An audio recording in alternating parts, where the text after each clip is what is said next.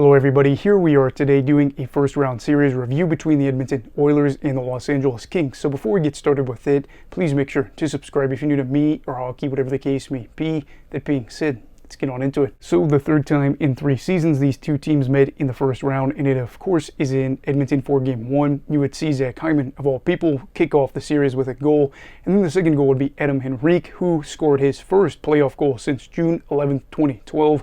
You would see Hyman in the second score another goal to make it a 3-0 game, and then Ryan Nugent-Hopkins would score a goal as well, this one being on the power play. It's 4-0 Edmonton.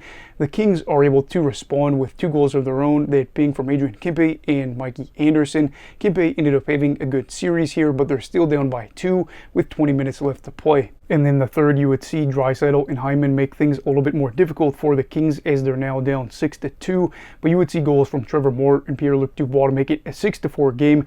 Unfortunately, though, for them, they would see a Warren Foegele empty net goal to make it a 7-4 victory for the Oilers as they kick off the series with a win. They're 3-for-4 on the power play, and McDavid picks up 5 assists in the victory. And in game 2, the Kings would score the first 2 goals, that being Adrian Kempe for their first as well as the second one. The Oilers were able to respond with another goal to make it 2-1, but late in that first period, you would see Drew Doughty score a goal as the Kings have a lead after the break. It's 3-1, and of course, this has got to be feeling good considering how game 1 went for them. And then in the second, it would be 2020 first round pick Dylan Holloway with his first playoff goal, I believe, in his career. And on top of that, too, you see Zach Hyman score a goal. That is his 4th of the series. I forgot to mention, I think that after game 1, he had a hat trick. Good game for him, as well as in this game picking up another goal. It's a tied game 3-3 as it is now entering the third period. And then early in the third period, you would see Kevin Fiala get a goal to make it a 4-3 Kings game. Dylan Holloway, though, not long after that, is able to score a second goal, as you would see a 4-4 game. And this series shifts into overtime, or game 2 shifts into overtime, and 128 seconds into OT. Who else but Anze Kopitar with the game winner, as the Kings have evened up the series 1-1 and are heading back to LA.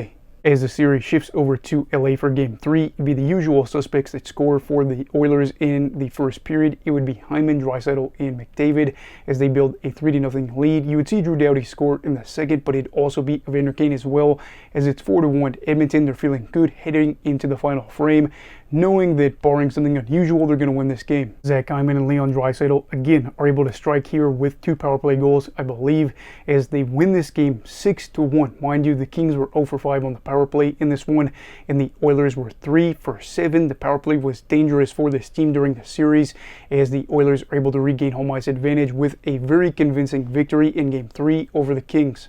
And then in game 4, we would see a switch in net as Cam Talbot was swapped out with David Rittich. And looking at Talbot's numbers, obviously not great, but I got to be honest here too, considering how good the Oilers are, you're going to be asking for a lot of help in front of the guys in front of you, or just trying to make the series something where you carry the team on your back. So it's tough to say what happens there. The first period would see no goals, so it's 0-0 entering the second, and there'd only be 1 goal scored in the second. That would be Evan Bouchard, who would score his lone goal of the series, as it's 1-0 Edmonton after 40, which means, of course, if the Kings don't score 2 goals, they don't win this game. And luckily, that doesn't seem too hard to do in their 16 shots over the last 20 minutes, 13 of those being Los Angeles's. Problem is, none of them find the back of the net as the Oilers pick up a shutout victory here. Even though they are outshot 33-13, LA has to be feeling very frustrated. Rittich was able to play a good game and just allow 1 goal, but they are shut out despite, again, having an advantage in shots by 20. And they are now down 3-1 in the series, on the brink of elimination, heading back up to Edmonton. And then in an elimination game in Edmonton, you would see Evander Kane pick up the first goal of this game as it's 1-0. And then with about 30 seconds left, it'd be Alex Laferriere as he scores his first career playoff goal, I believe. It's 1-1 after 20. Of course, the Kings need to be able to keep this game close or get a nice cushion. Lazard scores in the second, and they have the lead at 2-1. But once again, the usual suspects strike here as it's Draisaitl again, and then Hyman. 3 goals there as it is now a 4-2 game. The Kings need to be able to score 3 goals in order to win it. Kempe does get one of those goals, but ultimately they don't find another one as they're not even able to send it into overtime, as the Oilers win this game 4-3 and then move on to the second round. As for the 3rd straight season, the Kings are eliminated by the Oilers in the first round of the playoffs. So looking back at this series, it's pretty clear that the Oilers were able to flex their offensive muscle a little bit more, as they had 4 games with 4 goals or more. The power play was 9 for 20, and they had 2 players averaging 2 points per game in the series. There were a couple of close losses, or close wins I should say, in this series, but either way they were able to put up a lot of goals, and they were just a team that looked like they were going to be able to overpower the Kings. And looking back at LA, some of the numbers that are a little bit concerning for them: 4 goals over their final 3 games. Fiala, Pierre-Luc Dubois, and Philippe Deneau combined for 3 total points in the series. If I saw that correctly, that's going to be a big issue. Younger guys like Quinton Byfield ended up having a good series where he had 4 points in 5 games. Going to be interested to see how he's used next year and how his minutes are going to look and all that, but you kind of wonder, again, who they would have gone to in net, as they have some veteran guys that you're kind of relying on in there, and all in all, just not something that's very fun, as they just are beaten badly multiple occasions and lose in 5 games. So for the Kings, third time is not the charm, as they lose to Edmonton for a 3rd straight year. Anze Kopitar even said recently, of course, that it is very frustrating that they're getting stuck in this matchup where they keep losing. Want to be able to win was basically the gist of all that, and I completely understand that.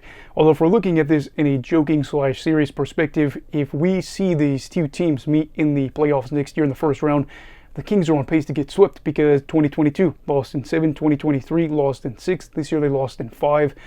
I don't know. I mean, again, they had that really bad run in December and January that I think kind of set them in a funk, and that was probably more of an indicator of where the things would be in terms of struggles and all that. And I know this team isn't perfect, but you are hoping that maybe with some of the younger guys blossoming a little bit more, that next year they can be, again, a playoff team. But I wouldn't say they're a lock to be top 3 in their division next year. I could see them potentially being a wild card team.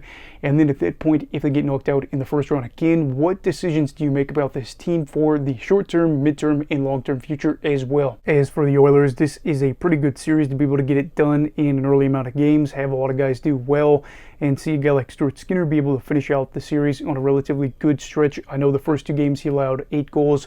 Actually, he allowed 9 goals, but still, for the Edmonton team, they were able to go on to the second round for a 3rd straight season, and they made the conference final in 2022.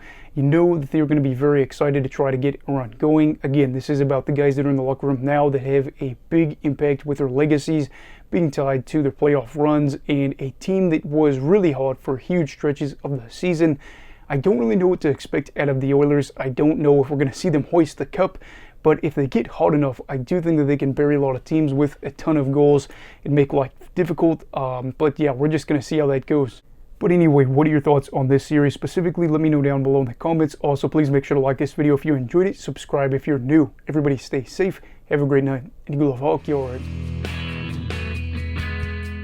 Goodbye, Brigadiers and Brigadettes. This is your captain signing off. Have a great night.